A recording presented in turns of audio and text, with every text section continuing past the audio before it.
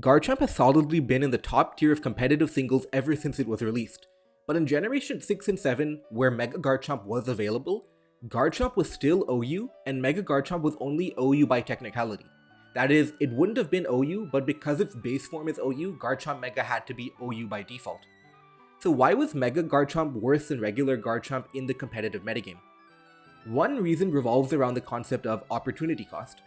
Mega slots are valuable in competitive Pokemon because you can only use one Mega Evolution per game. When you use Mega Garchomp, you take up a slot that could have been used by a different Mega, and it's not clear that Mega Garchomp has that much of an advantage over regular Garchomp. In fact, one could argue that Garchomp is straight up better than Mega Garchomp.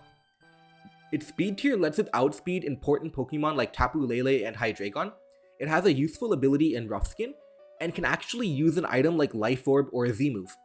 You could argue that Mega Garchomp's attack stat makes it worth it, and you could be right, but Mega Slots are so valuable and are the trump cards for a lot of teams, it becomes very difficult to justify using up that Mega Slot on a Pokemon that barely has an advantage over its base form, or maybe doesn't even have an advantage at all. Mega Garchomp does have its use on certain team structures. For example, it's obviously good on sand teams because of its ability Sand Force. Additionally, Mega Garchomp sometimes run an offensive mixed attacker Stealth Rock set because of its naturally high attack and special attack stats.